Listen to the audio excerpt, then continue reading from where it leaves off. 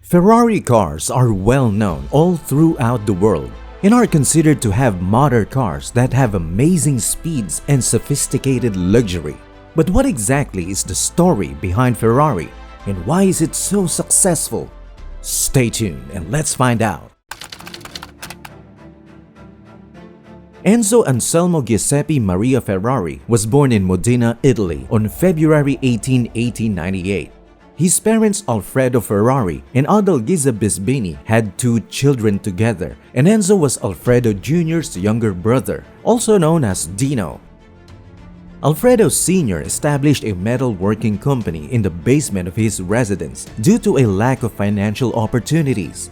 One of the most influential events in Enzo Ferrari's life began when he was 10 years old, when he witnessed how Feliz Navarro won at Circuito de Bologna in 1980. It motivated him to start racing. Meanwhile, the Kingdom of Italy thrust headfirst into wars against the Ottoman Empire and skirmishes with the Austro-Hungarian Empire, which led to the country's entry into World War I. He was assigned into the Italian Army's 3rd Mountain Artillery Regiment during the time. In 1916, the Italian flu killed both his father and older brother. Ferrari was forced to leave the military when he got ill during the epidemic. The family business crumbled and Enzo looked for jobs in the car industry. He settled for a position as a test driver for CMN, an automaker in Milan that transformed discarded truck bodies into small passenger vehicles. His competitive debut came in the 1990 Parma Poggio de Berceto hill climb race, where he finished in the 4th place. He also competed in the Targa Florio race on November 23, 1919, but he had to withdraw after his car's fuel tank began to leak. Despite that, he still finished 9th. His skills helped him land a position at Alfa Romeo, an Italian automaker. Ferrari won his first Formula One race at Ravenna's Savio circuit in 1923. He received 3 awards in 1924, which were Coppa Acerbo in Pescara, Ravenna, and Pole Scene. He was already well known in the Italian motorsports scene at this point, and his ambition to get involved in the business side of racing would push him to the next level. Ferrari retired in 1932 and he concentrated on running the factory Alfa race cars. He ultimately put up a racing team of popular drivers Tazio Nuvolari and Giuseppe Campari. The decision was motivated by the arrival of his son Alfredo, who shared the same nickname as his late older brother Dino. The Scuderia Ferrari team acted as the Alfa Romeo Racing Division. The Alfa Romeo P3 and the team's exceptional drivers, including Nuvolari, were key factors in the team's tremendous success. During this time, the prancing horse symbol began to emerge on the automobiles of his team. The emblem was created and worn by Italian fighter pilot Francesco Baracca. Before one of his flights during World War I, Ferrari received a necklace with a prancing horse on it from Baracca's mother. In 1989, Baracca was killed when his plane was shut down. Ferrari made use of the symbol that would become the famed Ferrari shield. In 1939, Ferrari resigned from Alfa Romeo and started Auto Ovio Costruzuni, a company that provided various racing parts to racing teams. Ferrari produced 2 vehicles for the 1940 Mille Miglia event, which Alberto Ascari and Lotario Rongoni drove. Despite a contract provision forbidding him from building or racing cars for 4 years, the Ferrari factory was obliged to begin manufacturing weapons and vehicles used by Mussolini's fascist government at the start of World War II. Ferrari relocated after the American Air Force attacked the facility Marinello. After the war, he made the decision to begin manufacturing cars, which led him to found Ferrari SPA in 1947. Enzo faced off with Alfa Romeos and led his own team. The group developed their open wheel, the first appearance in Turin in 1948, and later that year at Lago de Garda, victory was achieved. The 1949 Le Mans 24 Hours first notable victory was achieved by the Ferrari 166mm, piloted by Luigi Chinetti and Peter Mitchell Thompson. The wins in motorsport would accumulate, but the firm didn't make large profits because Enzo Ferrari's obsession emphasis on racing.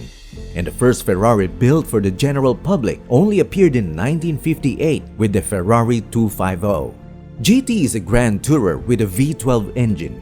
Racing-related disputes became more common. Ferrari was infamous for putting drivers against one another to try to improve their performance and for having an authoritarian managerial style.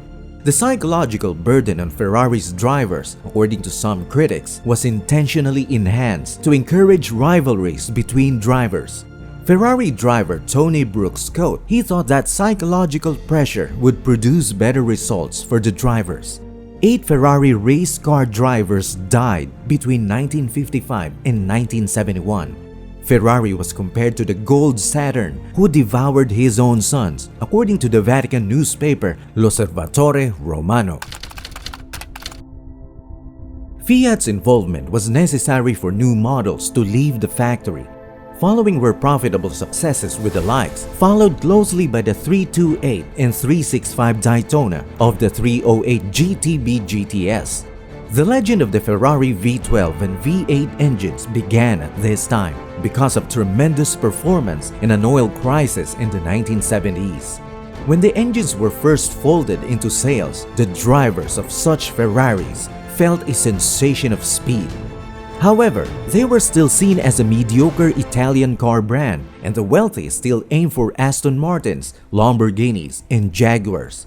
Ferrari would then solidify themselves with the Ferrari Testarossa in 1984.